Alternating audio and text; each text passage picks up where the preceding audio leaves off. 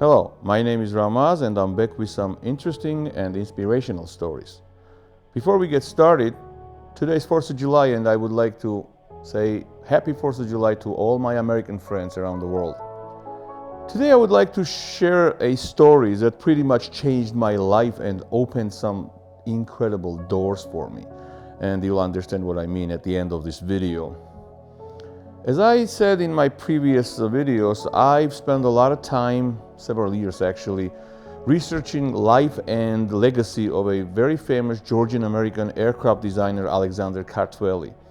That research took me to many places, Pentagon, United States Air Force, NASA, you name it. And I met so many great people that are my friends today, and I'm so lucky for that. And one of those places was actually the archives of the National Air and Space Museum. And there was one thing that always followed me all my life. I was growing up in Soviet Union, and my father was and still is the general director of the Georgian State National Singing and Dancing Ensemble, Erisioni. And every time my father and his friends would gather at our house, around the table and having Georgian supra, which means, people around the table having toasts and singing and joking. It's a lot of fun.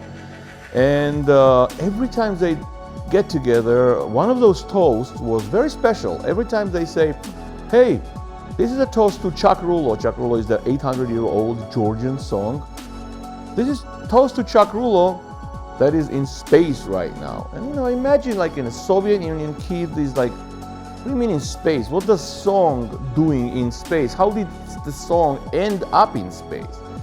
And that question actually followed me all my life. I always wanted to find out how did the Georgian song ended up on the legendary Voyager Golden Record.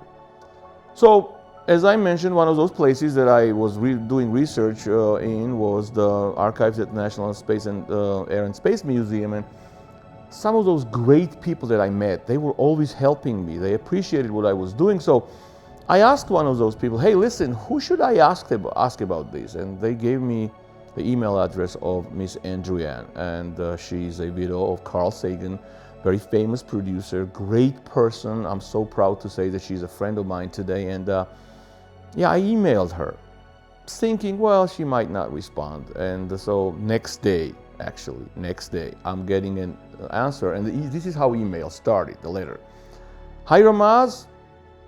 I always wanted a Georgian person to ask me that question. And, like you all want to know what was the continuing of the email.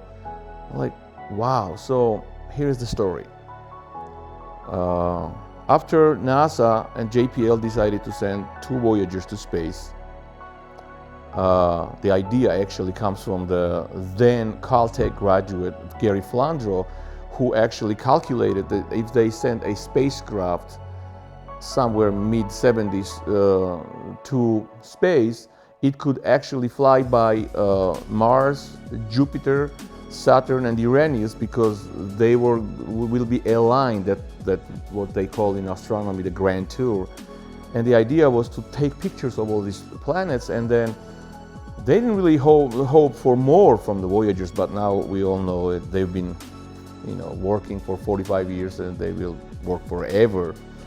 And so NASA decided to send in, and John Cassani, then the project manager of the Voyager project and my good friend, I'm so proud of that. He called Carl Sagan saying, hey, listen, we're sending this aircraft to space, and do you think we should send some kind of message maybe?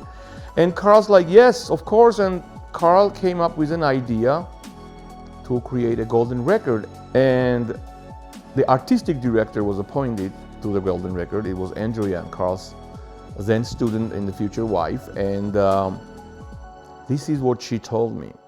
When they started looking, imagine they had to find 27 musical examples from all over the world. I mean, imagine the task. And when they got to the folk part, someone suggested, hey, you guys should go and see Alan Lomax. Alan Lomax was a famous American folklorist, and they of course did go to see him in New York, and they started explaining, hey, this is a project we're working on, and somewhere, sometime in the future, someone might hear this. And Arlen Lomax basically stopped them, hey, listen, stop. And the first song he presented to Annie and Timothy Ferris actually was Chakrulo, Georgian polyphonic song Chakrulo.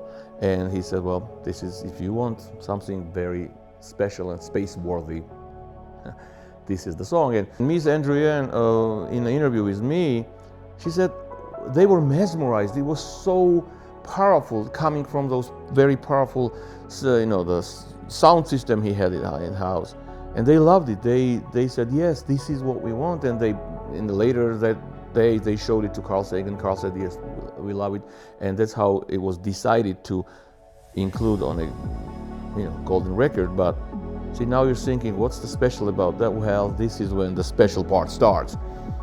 In 3 days, NASA gets a letter from the embassy of the Soviet Union in Washington. And letter says, hey, we found out that you're sending a Georgian song as part of the golden record.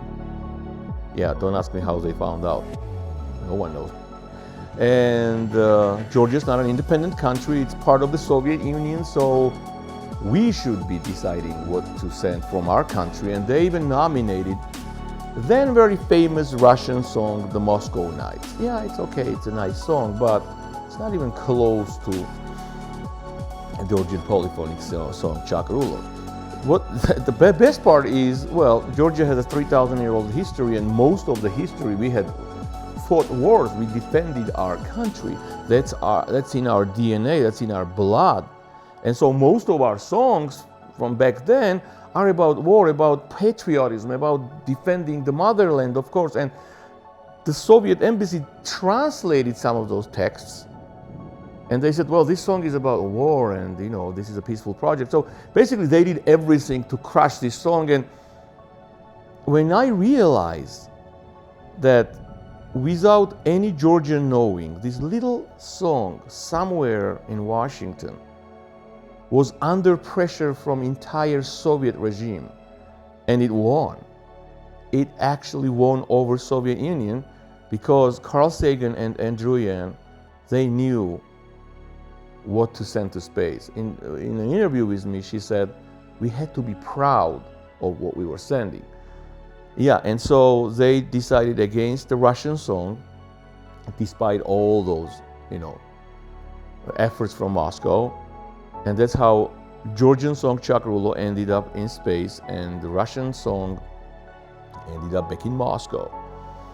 And imagine being someone who breaks this story first time to a nation of Georgia, because I was so proud to bring this story and tell Georgians, yes, we all knew that song was in space, but we had no idea what the song went through to actually end up on the Voyager golden record. And so it made us 100 times prouder.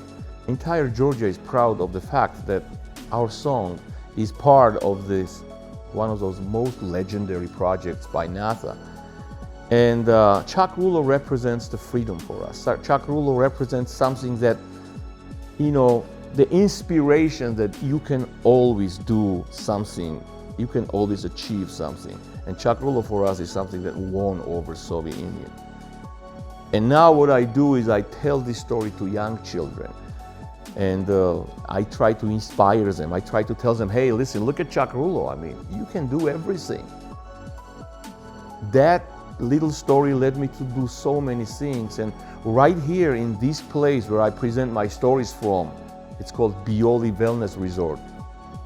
About months ago, based on my idea, very famous Georgian artist Muraz Murvanidze created a sculpture, the statue dedicated to the Voyager and Chakrulo. And of course, in the next video, I'll tell you all about the sculpture. So I would like to thank, first of all, Miss Andrienne for this amazing thing they did for us. I would like to thank entire JPL team. I would like to thank John Cassani, everyone who decided against Russian song and made the Georgian nation proud.